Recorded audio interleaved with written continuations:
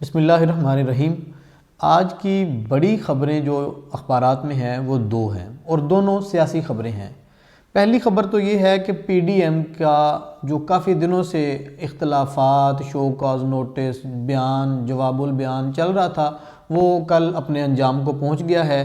Peoples party ने भी PDM के तमाम ओहदों से इस्तीफ़ा दे दिया है।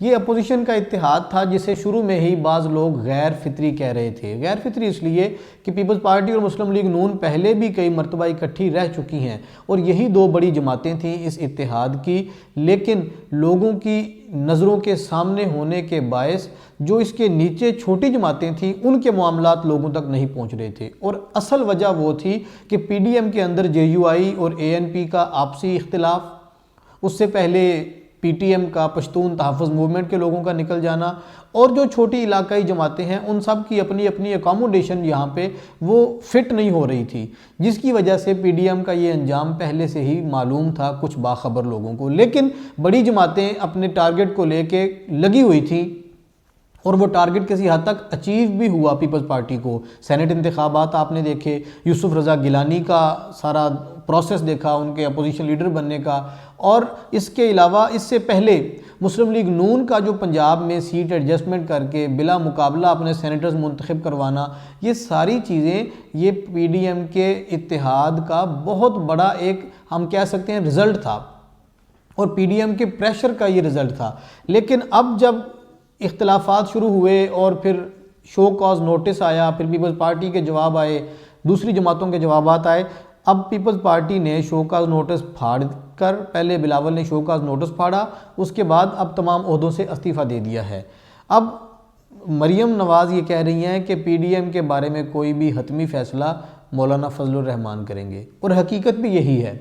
मौलाना फजलुर रहमान जेयूआई अपनी जमात और एएनपी की एडजस्टमेंट नहीं कर पा रहे थे। खैबर पख्तूनख्वा में असल इशू था कि वहाँ पे आइंदा इंतखाबात में कौन किसके मुकाबले में इलेक्शन लड़ेगा और यही बड़ा मसला पीडीएम के टूटने का सबब बना था। पंजाब में पीपल्स पार्टी पहले भी ना होने के बराबर थी, लेकिन पीपल्स पार्टी ने अपने रिवाइवल के लिए पंजाब में थोड़ा बहुत अपना तारुफ करवा लिया पीडीएम के जलसों के ज़रिए से, जो कि सियासी तौर पर मुस्लिम लीग नून को हज़म नहीं हो रहा था, वो भी एक बड़ा मामला था।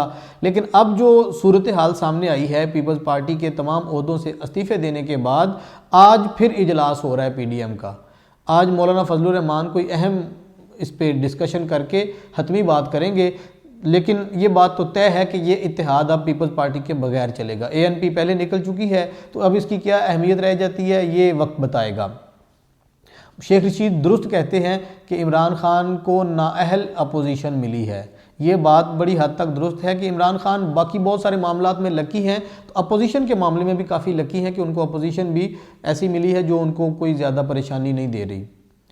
दूसरी खबर वो भी मैं सियासी इसलिए कह रहा हूँ कि हमारी सियासत से जुड़ी हुई है। कल इजलास हुआ है मुश्तरका मफादात कौंसल का, वफाकी वज़ीर असद उमर की सदारत में ये इजलास हुआ है। चारों सूबाई वज़राए आला इसमें शामिल थे, पूरे मुल्क की नुमाइंदगी थी और एजेंडा जो मेन है वो ये था कि मरदमशुमारी पे क्या किया जाए। एक तो पिछली मरदमशुमारी जो हुई है उसके नताइज जारी करने पर इत्तेफाक किया गया है और दूसरा अहम फ़ैसला ये हुआ है जिसकी मंजूरी दी गई है, मरदमशुमारी नई की जाएगी।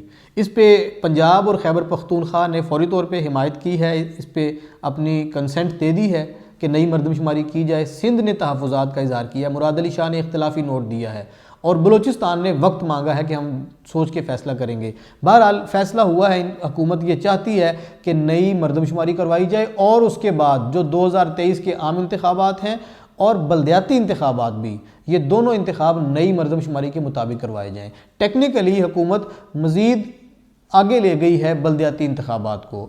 बल्दियाती इंतखाबात जो वक्त की ज़रूरत है, अब जो पंजाब की सूरत हाल है, यहाँ पे सुप्रीम कोर्ट ने बल्दियाती नुमाइंदे बहाल तो किए हैं लेकिन उनको इख्तियारात देने का मामला लटका हुआ है। पंजाब गवर्नमेंट कह रही है कि जब तक सुप्रीम कोर्ट का तफसीली फ़ैसला नहीं आता हम बल्दियाती नुमाइंदों को बहाल नहीं करेंगे, इख्तियारात नहीं देंगे। ये बल्दियाती नुमाइंदे दिसंबर 22 तक बहाल होंगे, इसके बाद नए इलेक्शन की तैयारी है ज़ाहिर है। लेकिन आज का ये जो नई मरदमशुमारी करने का ऐलान है उसके बाद बल्दियाती इंतखाबात मज़ीद लटकते नज़र आ रहे हैं, क्योंकि ऐलान ये हुआ है कि नई मरदमशुमारी के मुताबिक ही, नई मरदमशुमारी के नताइज के मुताबिक ही बल्दियाती इंतखाबात भी होंगे और बल्दियाती इंतखाबात के बाद आम इंतखाबात भी होंगे।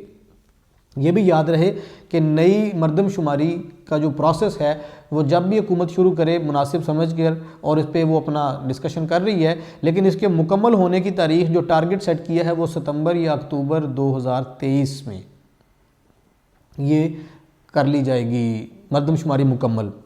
सितंबर अक्टूबर में शुरू की जाएगी, मार्च 2023 में मुकम्मल होगी। इस साल सितंबर अक्टूबर में शुरू करने का प्लान है और मार्च 2023 में मरदमशुमारी को मुकम्मल करने का प्लान है। यानी अगले इलेक्शन तक हुकूमत इसके नतीजे लेके आना चाहती है ताकि आइंदा इंतखाब नई मरदमशुमारी की रोशनी में हो। ये दो बड़ी खबरें थी। बाकी छोटी मोटी काफ़ी खबरें हैं, कोरोना के मुतल्लिक हैं, वज़ीर आला के बयान हैं, वो रूटीन की डेली की खबरें होती हैं, लेकिन ये दो बड़ी खबरें थी, दोनों सियासी नोयत की थी।